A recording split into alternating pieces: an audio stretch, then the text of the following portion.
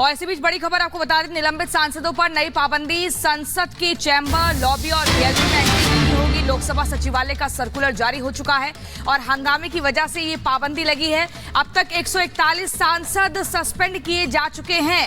ये बड़ी खबर आपको बता रहे हैं, 141 सांसद सस्पेंड किए जा चुके हैं और जिसके बाद ये एक सर्कुलर जारी होता है। निलंबित सांसदों पर नए नियम लागू होंगे, नई पाबंदी। चैम्बर, लॉबी और गैलरी में अब इनकी एंट्री नहीं होगी।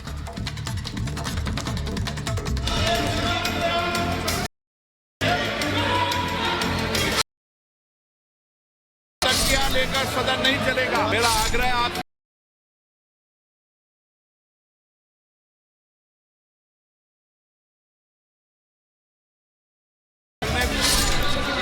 गिरावट की कोई हद नहीं है। बराबर आग्रह के पश्चात भी आप मर्यादा का निरंतर उल्लंघन कर रहे हैं। सदन में विपक्षी सांसदों का धड़ाधड़ निलंबन। निलंबन से विपक्षी नेताओं में आक्रोश।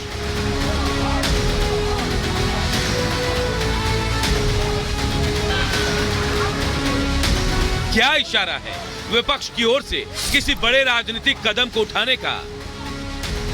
अगर सहमति बनी तो लोकसभा से सामूहिक इस्तीफा जैसा कदम भी उठाया जा सकता है।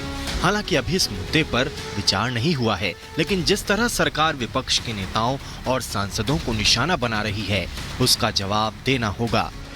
आगे विपक्ष की रणनीति क्या होगी, ये सवाल बना हुआ है। एनडीए गठबंधन की बैठक में क्या सांसदों के निलंबन पर भी कोई बड़ा फैसला लिया गया? आगे की क्या योजना बनाई गई, इस पर सबकी नजर है। सवाल है कि क्या 34 साल पुराना इतिहास फिर दोहराएगा? ये सवाल इसलिए क्योंकि सांसदों के निलंबन का 1989 का रिकॉर्ड टूट चुका है। ऐसे में सवाल उठ रहा है कि क्या वक्त का पहिया फिर घूमेगा और विपक्ष वो करेगा जो कभी राजीव गांधी की सरकार में विपक्ष ने किया था। इस शीतकालीन सत्र में लोकसभा और राज्यसभा के सांसदों का ऐतिहासिक तौर पर निलंबन हुआ है। विपक्ष इस पर आग बबूला है। संसद में हुई सुरक्षा चूक मामले को लेकर सत्ता पक्ष और विपक्ष के बीच गतिरोध जारी है। अब तक कुल 141 सांसदों को सस्पेंड किया जा चुका है। हालांकि सरकार इसे विपक्षी सांसदों के सदन में बर्ताव से जोड़ रही है। सदन नहीं चलेगा। मेरा आग्रह आपसे कि आप चर्चा करें, संवाद। सत्ता पक्ष का कहना है कि विपक्ष संसद की कार्रवाई रोककर समय बर्बाद कर रहा है। संसद की कार्यवाही में बाधा उत्पन्न करने वाले सांसदों के खिलाफ स्पीकर ने निलंबन का कदम उठाया है। सांसदों के निलंबन के सारे रिकॉर्ड टूट गए। ये पहली बार है जब 2 दिन में 141 सांसदों को सस्पेंड किया गया है। इससे पहले 1989 में एक दिन में 63 सांसदों को निलंबित किया गया था, लेकिन यहाँ सोमवार को अकेले एक दिन में 92 सांसदों को सदन से बाहर कर दिया गया। ऐसे में सवाल उठता है कि क्या विपक्ष इस वाक्य से नाराज होकर 1989 के इतिहास को दोहराएगा? 1989 में प्रधानमंत्री राजीव गांधी थे। इंदिरा गांधी की हत्या की जांच के लिए बनी जस्टिस ठक्कर आयोग की रिपोर्ट को 15 मार्च 1989 में संसद में पेश किया गया था।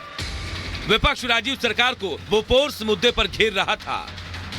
ऐसे में 63 सांसदों को निलंबित कर दिया गया, जो अब तक का लोकसभा में सांसदों के निलंबन का एक रिकॉर्ड था।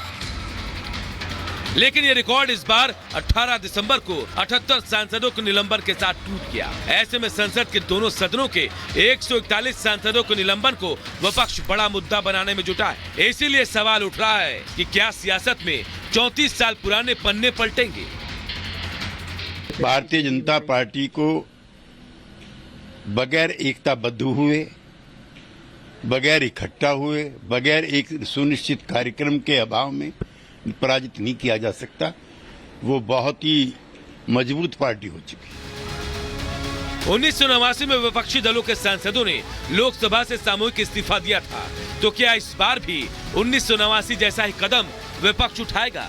लेकिन इंडिया अलायंस अभी आंतरिक मुद्दों में ही उलझा नजर आ रहा है।